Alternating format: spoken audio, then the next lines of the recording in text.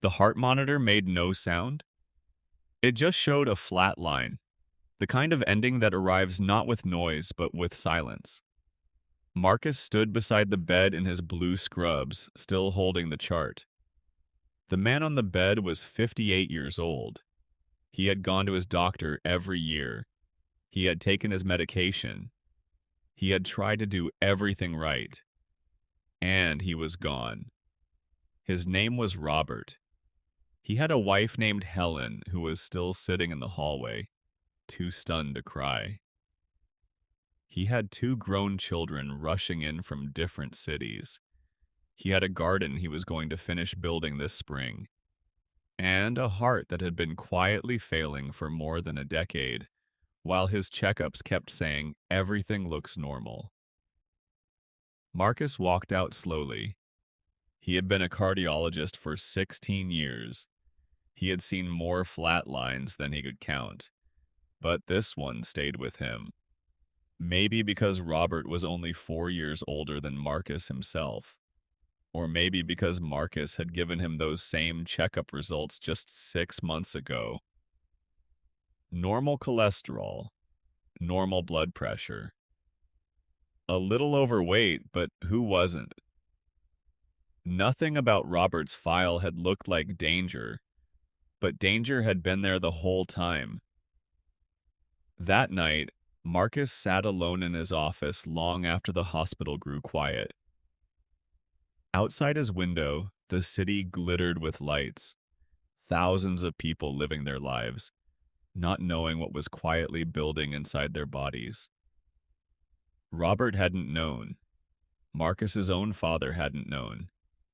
His father died at 67 in this same hospital in almost the same way. A sudden event. A heart that had been failing in silence for years. Marcus looked at the stethoscope on his desk. He had spent his entire career helping people once they were already sick. Treating disease, managing crisis. He was good at it. But something about Robert's death made him ask a question he had never really asked before. What if the real battle was supposed to be won before the crisis ever began? He didn't have an answer. Not yet. But the question refused to leave him. This is a story built from the extraordinary ideas in Outlive, the book by Peter Attia and Bill Gifford, a work that asks what it really means not just to live long, but to live well. Not merely to survive into old age, but to be strong, clear-minded, and joyful when you get there. Marcus would come to understand every page of that question, not from reading about it, but from living it. 3 weeks after Robert's death, something unexpected happened. An old patient came in for a routine appointment. His name was George. He was 84 years old. Marcus had been seeing him for 7 years, and every time George walked through the door, the nurses smiled without quite knowing why. He moved well. He smiled easily. He shook Marcus's hand with a grip that could surprise you. "How are you feeling, George?" "Excellent," George said, and he meant it. His blood work came back later that morning. Marcus read it twice. Then he called his nurse and asked her to check if the sample had been mixed up with someone else's. It hadn't. George's insulin levels were those of a healthy 40-year-old. His inflammatory markers were low. His heart was steady. His muscles, Marcus noticed, were still visible under his shirt. Not the muscles of a young man, but real muscle, the kind that means a body is still fighting to stay strong. "What are you doing?" Marcus asked him. "I mean, what are you actually doing?" George leaned back in the chair. "I used to ask the wrong questions," he said. "I used to ask my doctor, 'Am I sick?' And my doctor would say no, so I thought I was fine." He paused. "Then someone helped me start asking the right question." "What's the right question?" "Not 'am I sick now?' but 'am I slowly getting better or am I slowly getting worse?'" Marcus wrote nothing. He just listened. George explained that about 15 years ago he had started working with a different kind of doctor, one who didn't wait for disease to appear, one who looked for risk long before symptoms showed up, who thought about the future not in months, but in decades. He talked about four killers, George said: heart disease, cancer, brain disease, the slow forgetting kind, and something called metabolic disease, which is when your body slowly stops handling food and energy the right way. Most doctors spend their careers chasing the first two. My doctor told me that the real war is fought before any of them arrive. Marcus nodded slowly. He knew these four conditions. He had read about them, treated them, watched them kill people, but he had always thought of them as things that happened, events that appeared, conditions you responded to. He had never thought of them as enemies you could hunt, years before they found you. "What did you change?" Marcus asked. George smiled. "Everything," he said, "and nothing you wouldn't expect. It just took someone helping me understand why." After George left, Marcus sat with that word for a long time. Why? He had given patients advice for years. Eat better, move more, reduce stress. They would nod, they would leave, and most of them would change nothing, because no one had ever made them feel the urgency of now. Not when they had no symptoms, no pain, nothing wrong on the surface. The problem with a slow, quiet danger is that it never feels like an emergency. It just feels like Tuesday. That night, Marcus did something he almost never did. He ran his own blood work. He was 44 years old. He ran a few miles a week. He wasn't overweight, not exactly. He ate reasonably well. By the standard picture of health, he was fine. When the results came back 3 days later, he stared at them for a very long time. His fasting insulin was elevated. Not by a dangerous amount, not the kind that would make a doctor pick up the phone, but enough. Enough to suggest that his body was working harder than it should to manage his blood sugar.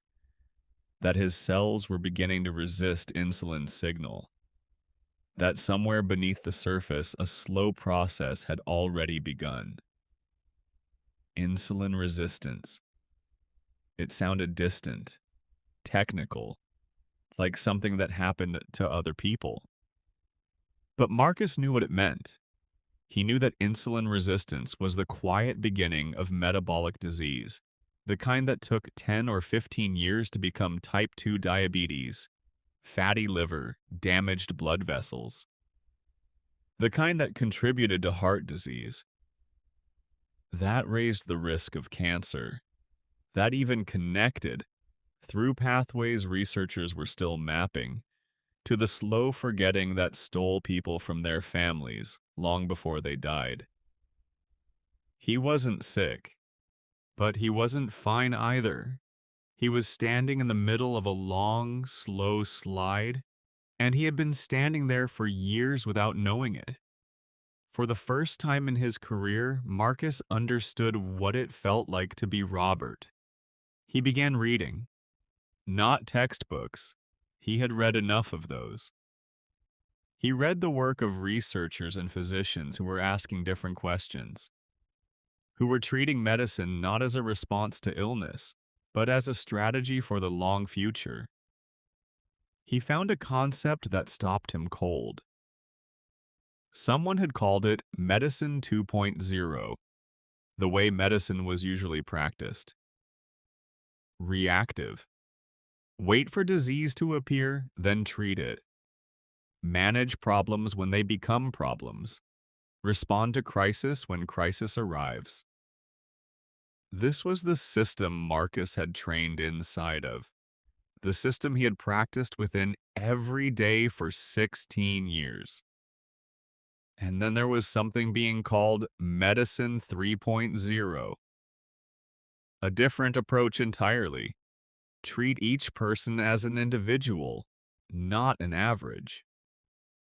Intervene earlier, not just early, but decades earlier. Use every available tool not to respond to disease, but to prevent it from ever taking hold. Think about risk in ways that most checkups never measured.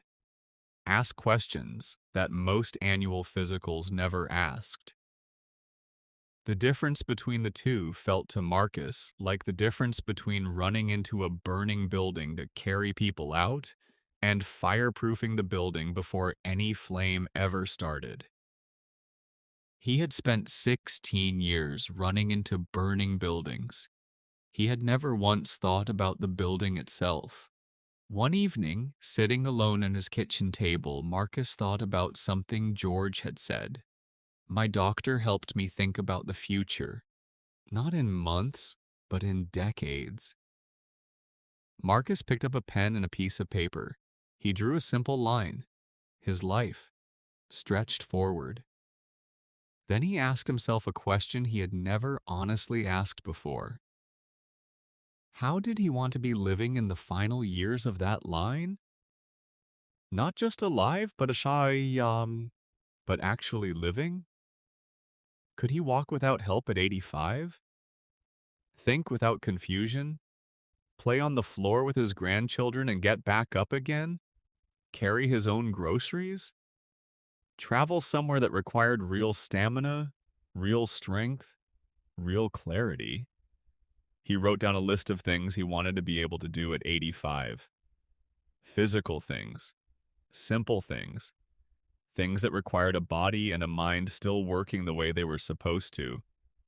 Then he looked at the list, and he asked himself, if he kept living exactly the way he was living now, the hours, the habits, the sleep, the food, the choices, would that 85-year-old Marcus actually be able to do those things? The answer he knew was probably no. And that moment, that quiet, honest moment at a kitchen table, was when something shifted inside him. Because he realized that what he needed to plan for was not just length of life, but quality of life in the final chapter. The last decade. The years that determined whether you ended your life in strength and clarity or in slow, painful erosion. Someone had called this the marginal decade, the last 10 years, which were defined not by decisions made in those 10 years, but by decisions made 20 or 30 years before. Marcus decided for the first time to actually plan for it. He started with exercise. Not the vague advice he had handed to patients for years, something more specific, something built on real science. He learned about what researchers called Zone 2 training, a level of physical effort where the body works steadily but not desperately, where you burn fat efficiently, where you can speak a sentence but you know you are working. Not a sprint, not a stroll. A sustainable, steady middle. The kind of effort that, repeated over time, rebuilt the metabolic machinery he had quietly let rust. Marcus started walking fast, then jogging slowly. He aimed for 4 sessions a week, 45 minutes each. Simple, almost boring, but the science behind it was anything but boring. Zone 2 training improved how cells used insulin. It reduced the quiet inflammation that moved through aging bodies without announcement. It strengthened the mitochondria, the tiny energy engines inside every cell, which determined how much physical and mental energy a person could generate each day. But there was another number, one that mattered even more. VO2 max, the maximum amount of oxygen the body could use during hard effort, a number that predicted, with remarkable accuracy, how long a person would live and how well they would live it. People in the top range of VO2 max for their age were several times less likely to die early compared to those at the bottom. Not slightly less likely, several times. This single number was, researchers were showing, the strongest known predictor of longevity. Marcus began training to improve it, not to win a race, but because he now understood that the body he would have at 70 was being built or broken right now, in these ordinary weeks, by these ordinary choices. And then there was strength, muscle, the kind that kept you upright when your balance was tested, the kind that kept you from falling and breaking a hip at 78, the kind that, once lost through years of sitting and stillness, was extraordinarily hard to rebuild. Marcus began lifting weights for the first time in his adult life, not to look different, but to be different in 20 years, in 30 years, when it would matter in ways a mirror couldn't show. Sleep was next. Marcus had always treated sleep the way most driven professionals do, as something flexible, something that could be shortened on busy weeks and recovered on weekends. Secondary to the real work of living, he discovered he had been wrong about this for his entire adult life. During sleep, the brain did something that nothing else could replicate. A remarkable cleaning system activated, researchers called it the glymphatic system, that washed toxic proteins from the brain while you lay still and unconscious. These proteins, when allowed to accumulate over years and decades, were directly linked to Alzheimer's disease, to the slow, devastating destruction of memory. Sleep was not rest. Sleep was essential maintenance, the kind that, if skipped long enough, left permanent damage. 5 or 6 hours a night, which Marcus had been doing for 20 years, convinced that productivity required sacrifice, was not enough. It was, research showed, quietly and steadily harmful. Not in a way that felt dramatic, just a slow accumulation that would reveal itself someday as something much harder to treat. Marcus began going to bed earlier. He kept his room dark and cool. He put his phone in another room at night. Small changes, embarrassingly simple. But within 3 weeks, something shifted. He was thinking more clearly during the day. His moods were more steady. He felt for the first time in years as though he had actually rested. He had not known he was tired, because tired had become his normal. One afternoon, a colleague knocked on his office door. Her name was Dr. Sophia, and she ran the hospital's psychiatry department. They weren't close, different worlds entirely, but she had heard through the staff that Marcus had been changing things, and she was curious. "You're rebuilding the body," she said, sitting across from him. "Are you thinking about the mind?" Marcus started to say he was fine, that he wasn't struggling with anything. Then he stopped, because that answer felt like a reflex rather than the truth. "My father died young," he said slowly, "and I think I've been running from that for a long time." Sophia nodded without rushing to fill the silence. "Chronic stress does what we can see, raises blood pressure, disrupts sleep, floods the body with cortisol," she said. "But ongoing emotional pain, grief that was never fully felt, loneliness, unprocessed fear, has pathways into the body that we are still learning to measure. It drives inflammation. It changes how the heart responds to strain. It affects how cells age. The mind and the body are not two separate systems. They are one." Marcus thought about that. He thought about the evenings he had spent in his office when he could have been home. The calls he hadn't made to his children.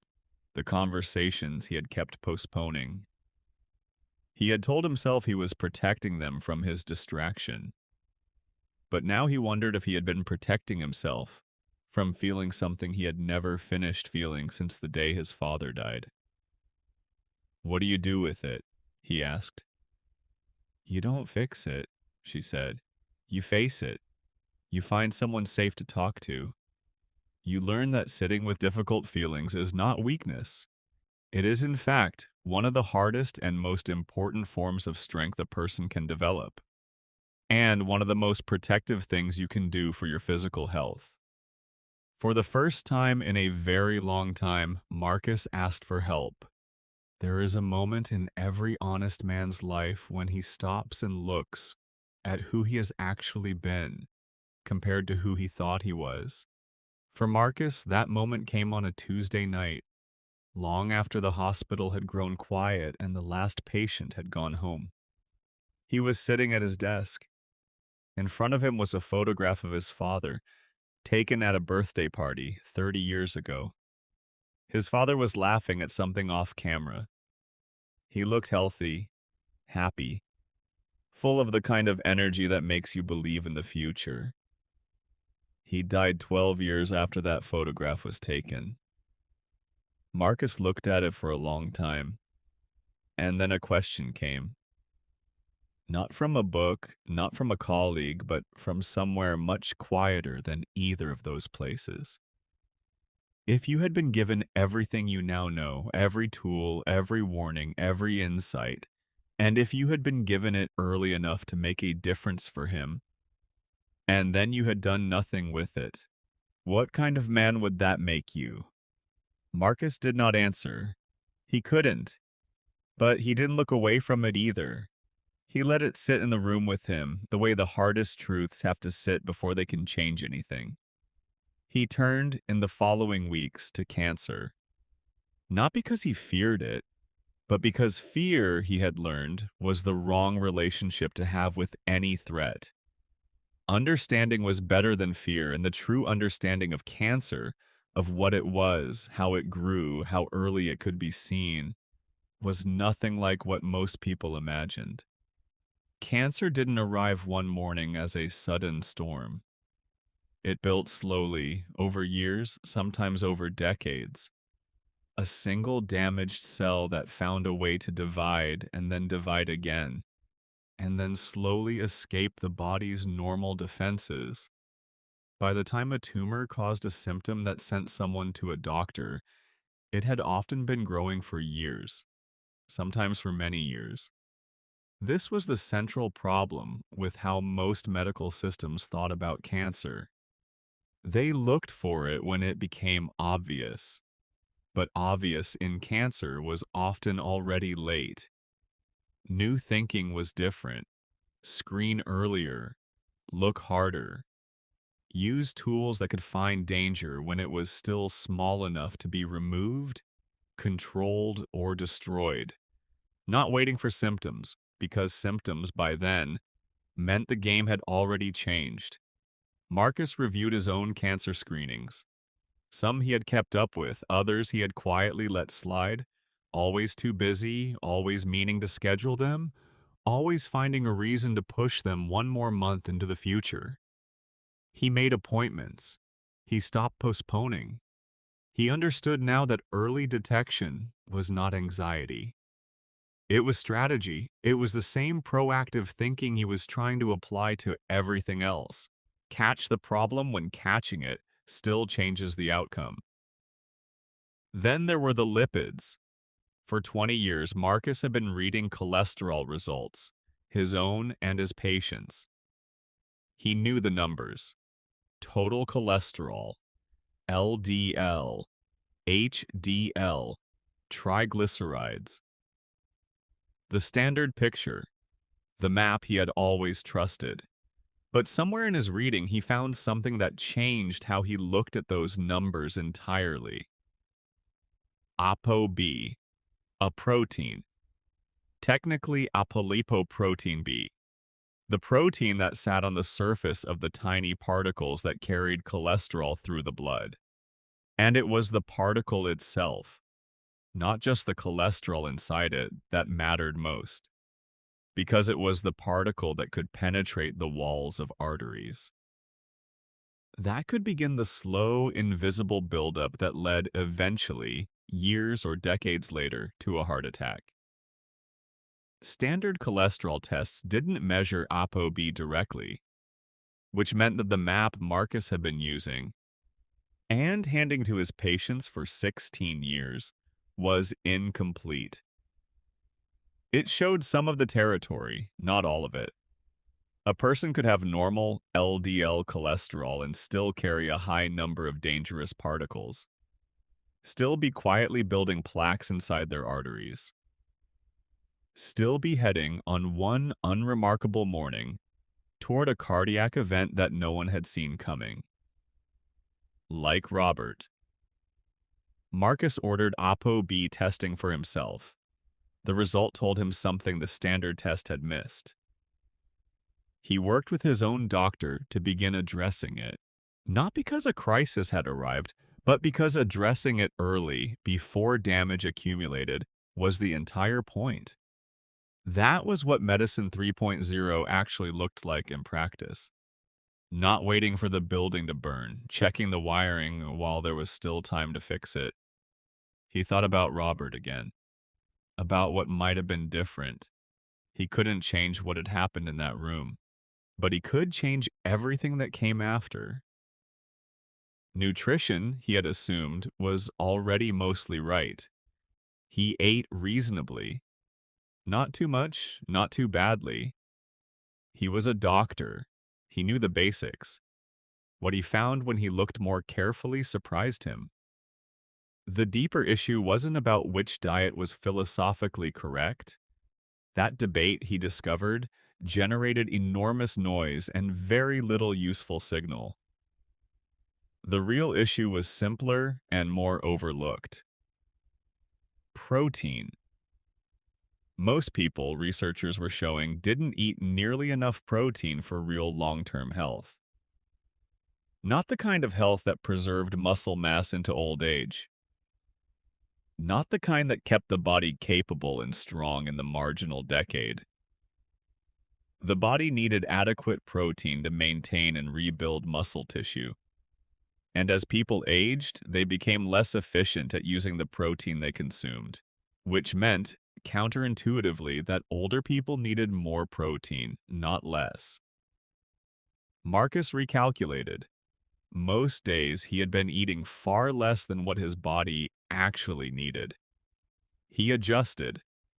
More protein from eggs, fish, meat, legumes, whatever was practical and available. Less processed food, not as a punishment, but as a choice that made his energy more steady and his body less inflamed.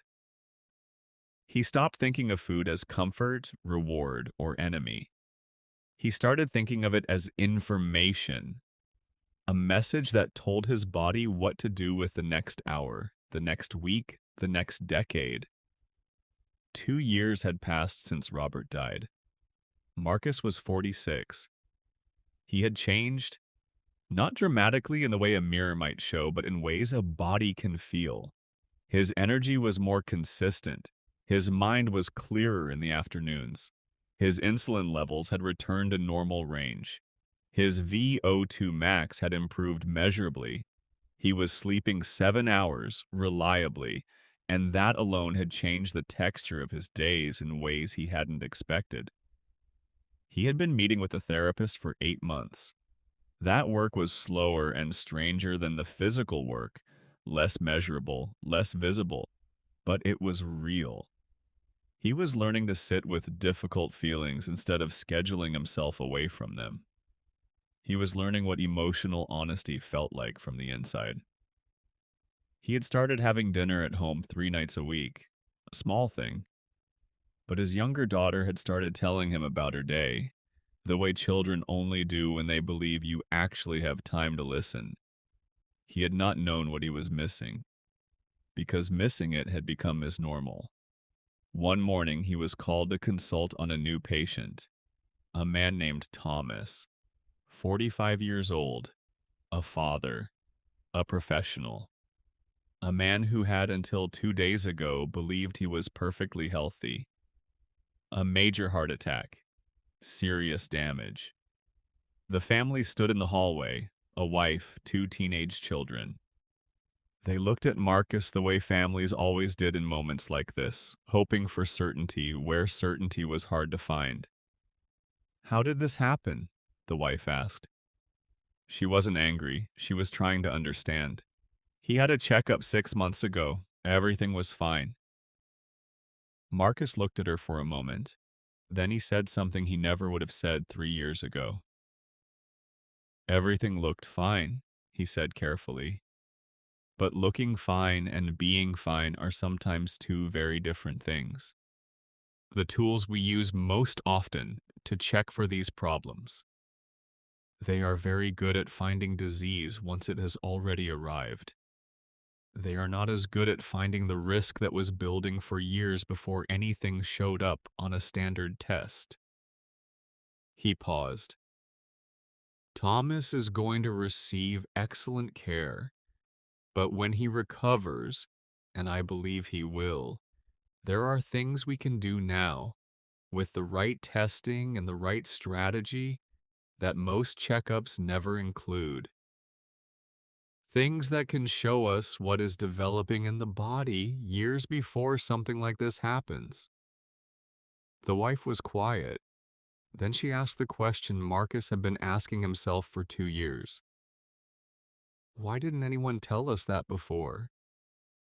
It was the right question, the most important question. Marcus had no perfect answer, not one that would make the moment hurt less.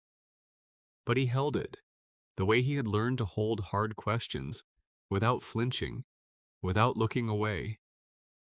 "Because medicine is changing," he said, "and some of us are changing with it." The years continued. Marcus turned 50, then 52. He was still running, 4 days a week, still in that steady zone where effort and sustainability met. Still lifting twice a week, still sleeping his hours, still eating enough protein, still meeting with his therapist, though less often now.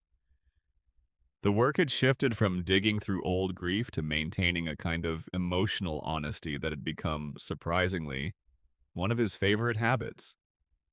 A practice he no longer wanted to live without. He had started teaching. Medical students, residents, young physicians, just beginning to understand what medicine was and what it could become. He taught them the technical things, the standard things they needed to know. But he also taught them something else. He taught them to ask not just what is wrong with this patient, but what is building toward being wrong, and how far back can we go to intervene. He taught them about the 4 long-term killers and the quiet years before each of them arrived. About metabolic health and insulin resistance. About lipids and what the standard test could miss. About VO2 max as a window into the future. About sleep and the brain's nightly repair work. About the emotional architecture that either supported or slowly undermined everything else. He taught them that the best medicine was not always the medicine that rescued. Sometimes the best medicine was the medicine that made rescue unnecessary. One student asked him once, "When did you figure all this out?" Marcus thought about it. "When I stopped believing I already knew," he said. He is 54 now, Marcus. His hair has more gray in it than it used to. His hands are the hands of a doctor who has worked for a long time. He still gets up early. He still runs. He still lifts. He eats enough protein. He sleeps 7 hours. He sees his therapist twice a month because emotional health, he has learned, is not something you achieve and set on a shelf. It is something you tend the way a garden is tended, regularly, patiently, with attention. He visited George last spring. George is 90 now, still coming in for appointments, still shaking hands with that grip that surprises people. still talking about his garden with the quiet pride of someone who understands that time is not guaranteed and has decided to use it well.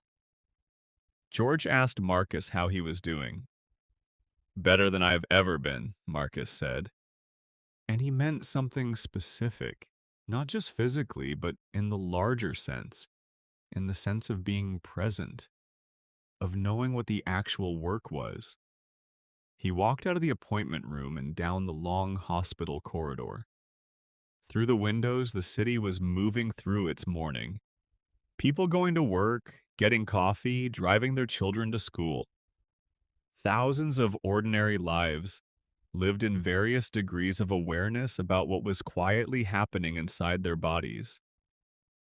Most of them would be fine, for now, because now, for most people, felt permanent, until suddenly it didn't. Somewhere out there among those people going about their mornings were the future Roberts, people who were doing everything their doctors suggested, people with no symptoms, no obvious warnings, people standing without knowing it in the middle of a slow slide that had been building for a decade or more. Marcus could not reach all of them, but he could change how he practiced, how he taught, what questions he asked and how early he asked them, what tests he ran and what he was willing to say to a family before the crisis arrived, not only after.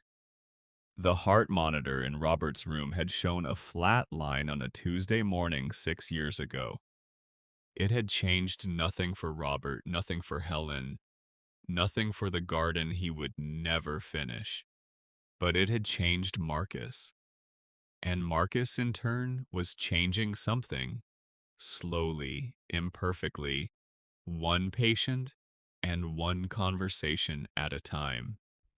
He picked up his phone.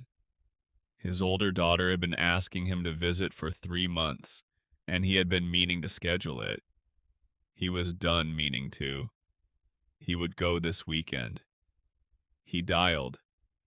She answered on the second ring. The conversation was brief, simple, warm. The kind of call that contains, without trying to, everything that actually matters. He hung up and walked toward his next patient. Outside, the morning was bright. His body felt capable.